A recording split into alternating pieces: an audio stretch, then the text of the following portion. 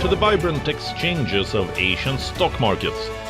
WION breaks it down for you to make sense of what's happening, as we reveal the key factors behind events, strategic battles, and the game-changing business decisions that shape the world. We bring you all of this and more on World Business Watch.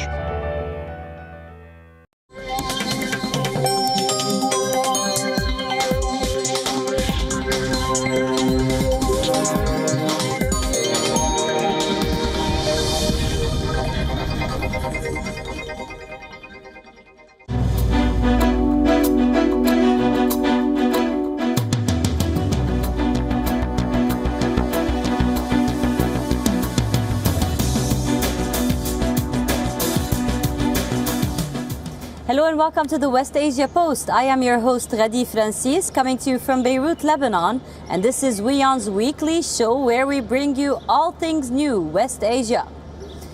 Israeli forces have encircled Gaza, and as Israel pounds Rafah, the United States of America vowed to stop arming the IDF. And in Lebanon, Hezbollah and the IDF clashes are escalating at the borders. This week we bring you a ground report from Lebanon about their resilience and how they're coping with the war. And we have a lot lined up for you, but first, let's take a look at the headlines.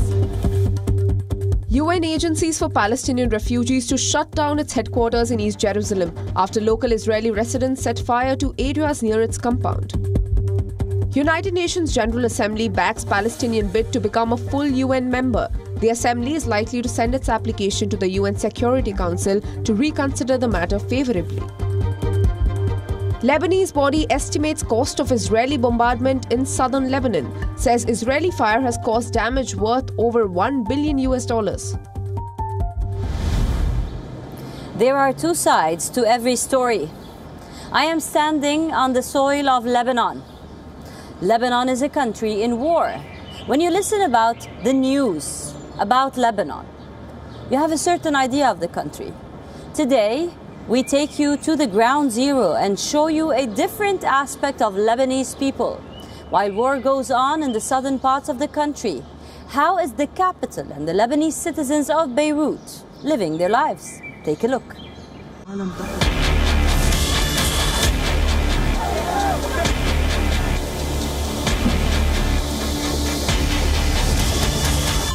This was Lebanon that you hear about in the news. But today, right here in the heart of Beirut, I will show you Lebanon image that you seldom hear about.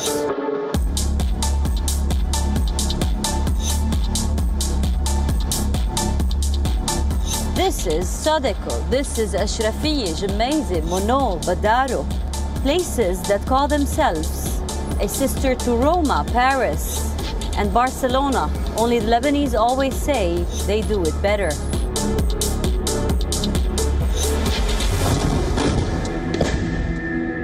As the war goes on in rural and non-central areas in the Republic of Lebanon, this is part of the daily attire of the people. Nothing new, nothing scary enough to stop everyday life, events, and tourism. But why? Is it only their nature and history? Or is it the political, military, established reality called the resistance in Beirut, and otherwise known by the name Hezbollah?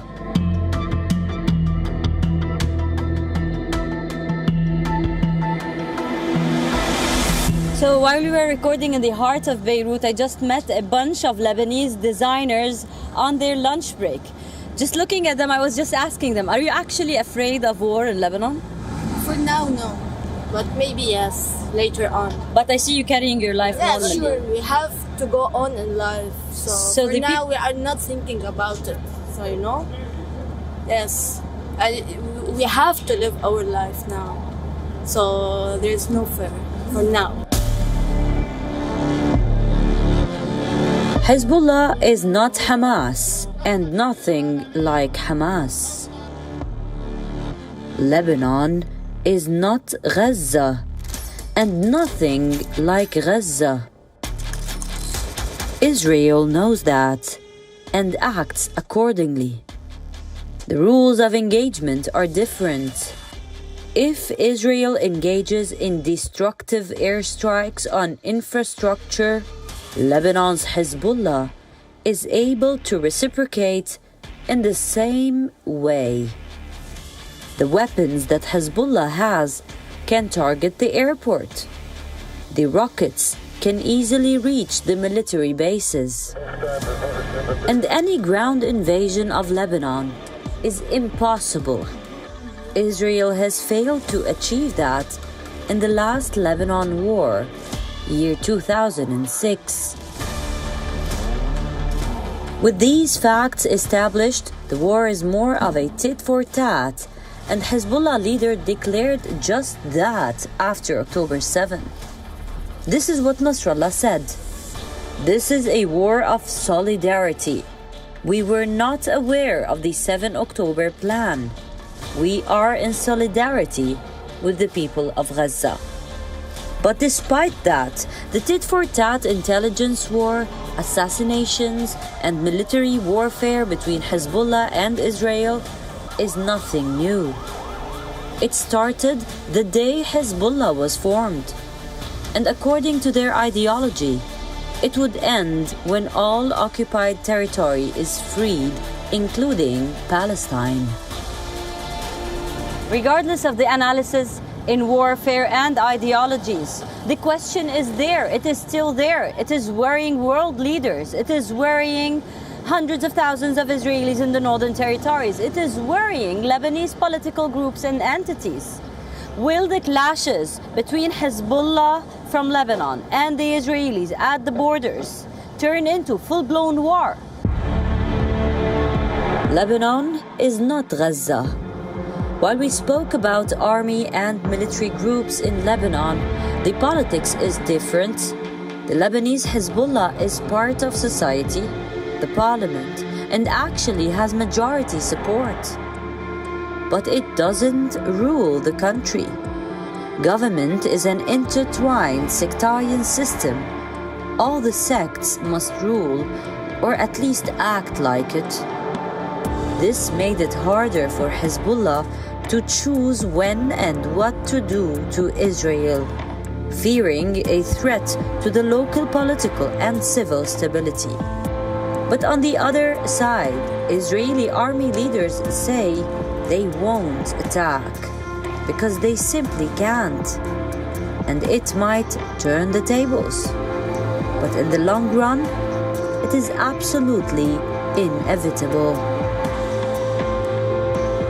While the war takes different shapes and faces and different seasons in the region, Lebanon still has its life-loving, resilient face on throughout the eras. After wars, blasts, and all types of difficulties, the Lebanese people gather, cheer, and make the best party in the world. From the heart of Beirut, Lebanon, Ghadi Francis for WION, World is One. From the war of solidarity in Lebanon to the actual ground of the war, Gaza, the Israeli forces have kick-started the Rafah operation. And as they play down the rift with Washington, world leaders are worried that Rafah operation will turn into a bloodbath in Gaza. The next report paints a clearer picture.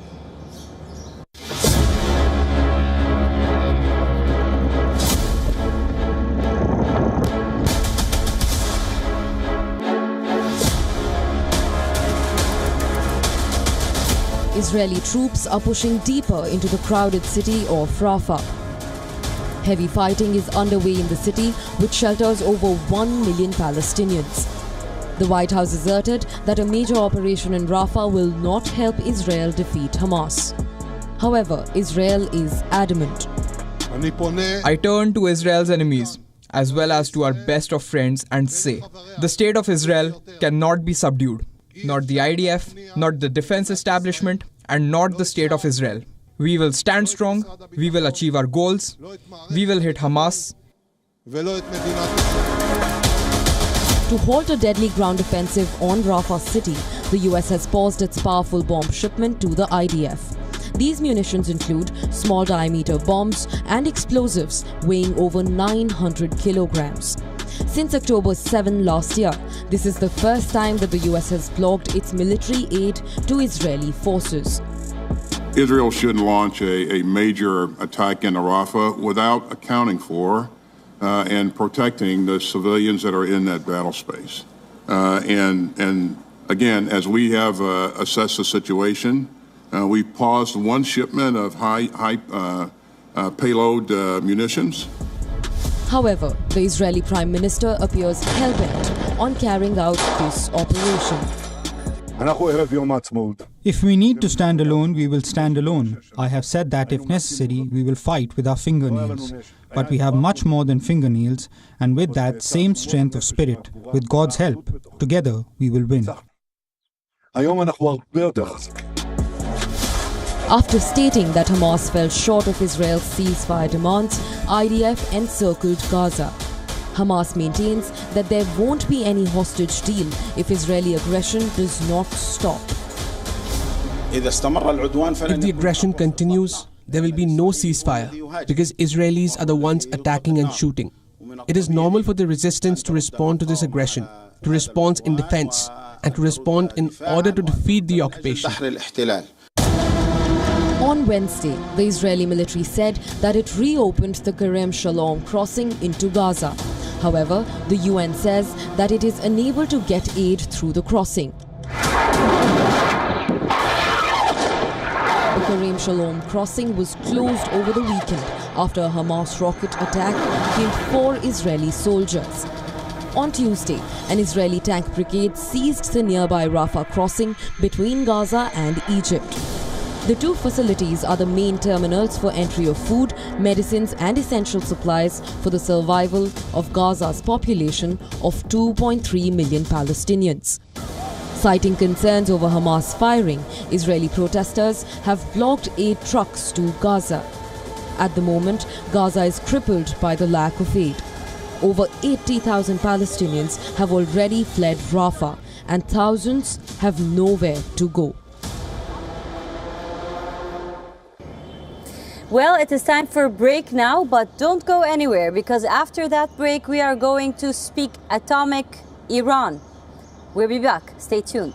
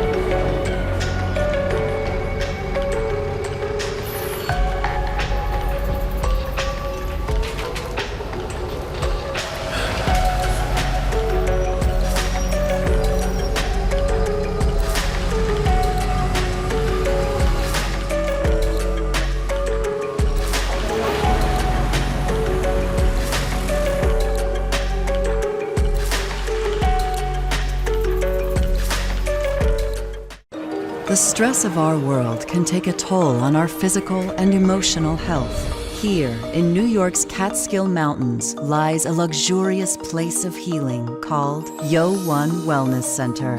The WION Wellness Center provides 500,000 square feet of natural methods to manage diabetes, hypertension, chronic pain, obesity, depression, anxiety, and other conditions. We use the traditions of centuries-old natural science from India, yoga, Ayurveda, acupuncture, and naturopathy in personalized programs that help you take charge of your own health. A minimum 5-day stay is recommended for best results. Book now at yo1.com. In this episode of Makers of New India, we are featuring a brand that has changed the entire hand-woven carpet industry. I took 5,000 rupees from my father as a loan and started this business. I thought that I must start this business with those artisans because they are rejected by the society. Right now we are a global brand. We ship to 85 plus countries around the globe. There are 18 different processes that goes into making the final product that you see at the showroom or the retail stores in India.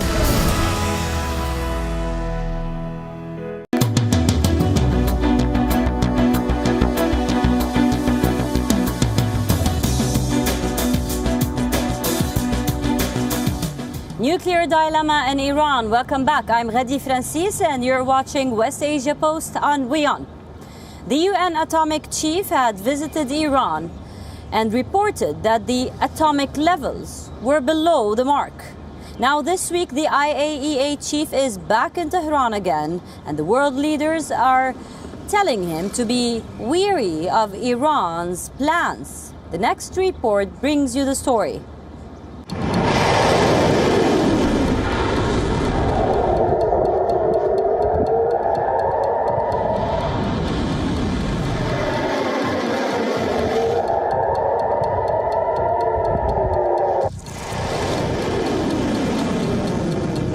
The world is worried.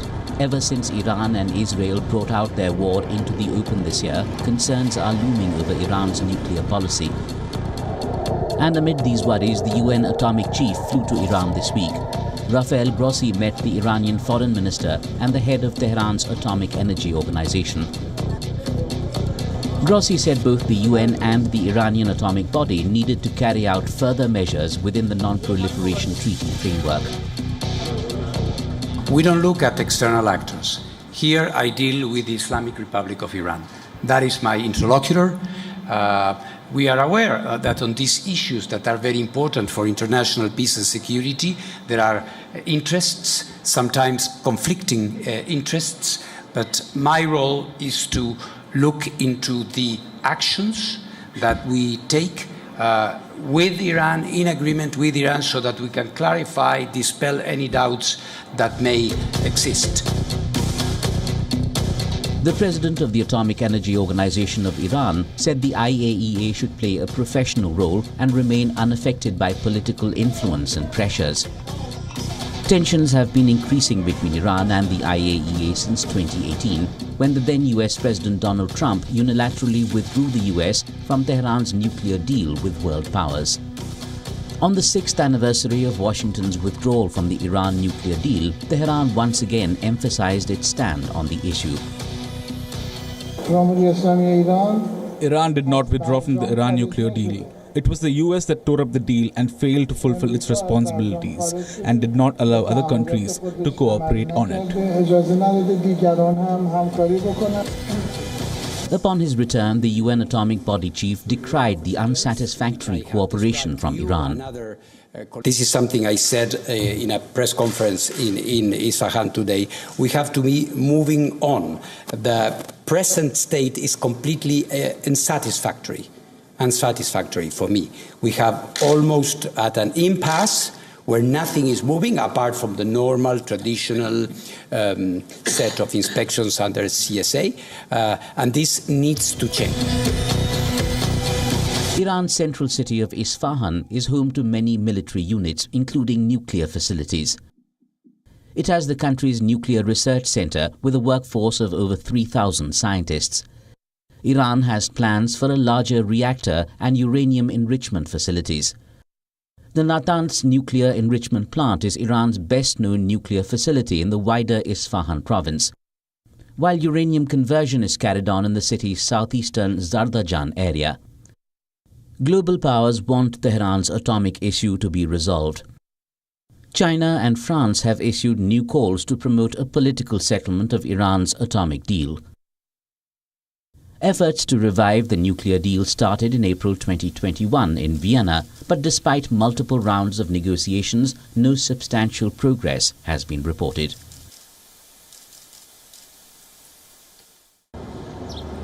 Turkey and Iraq. To fight the PKK, the Kurdish rebel outlaw groups, Recep Tayyip Erdogan was willing to take the extra step. After more than 10 years, the Turkish president has visited Iraq reiterating how important it is to join their forces in their fights. Listen in. Last month, Iraq and Turkey rebooted their relationship with a rare visit by Recep Tayyip Erdogan to the neighboring nation. It was the first visit by any Turkish president to the Arabic country after 2011. For years, diplomatic relations were stalled between the two nations by clashes between Kurdish militant group PKK and the Turkish Defense Forces. The PKK issue was discussed at length during Erdogan's visit. In a joint news conference, Erdogan even said the PKK's presence in Iraqi territory would end as soon as possible. And a month after the visit, Turkey claimed to have killed 16 PKK members in strikes in northern Iraq. The Turkish military said PKK militants were killed in Hakurk, Metina and Gara regions of northern Iraq. The PKK lives in the mountains, mainly in Kurdish northern Iraq. Its members took up arms in 1984 in a rebellion against the Turkish state. And since 2019, Turkey has been conducting cross-border operations in northern Iraq. Last week's attack, however, raises the question as to whether it was a combined effort by Turkey and Iraq. For years, Baghdad has called Ankara's action against PKK in its territory a violation of its sovereignty.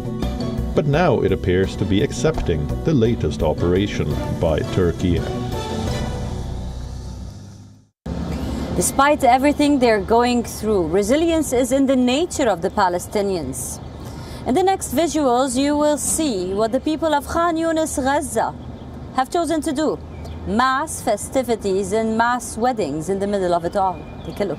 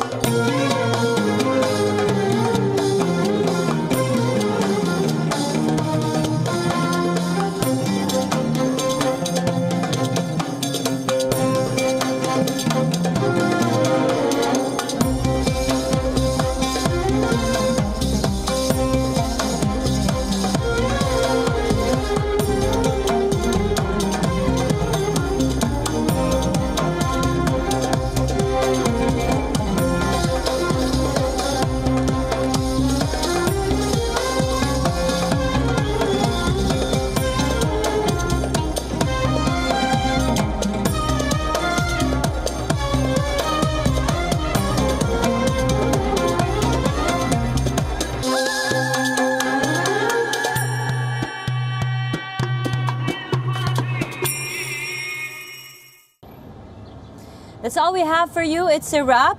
I will be back next week with a brand new lineup. Until then, keep on watching WION for Global News. I am Ghadi Francis signing off from Beirut, Lebanon, and you're watching WION World is One.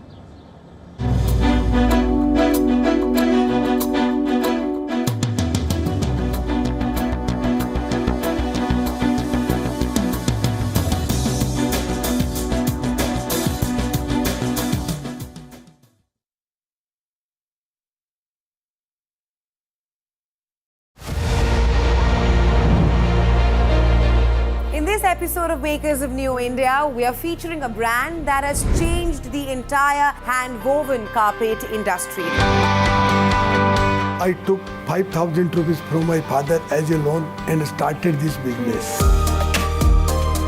I thought that I must start this business with those artisans because they are rejected by the society.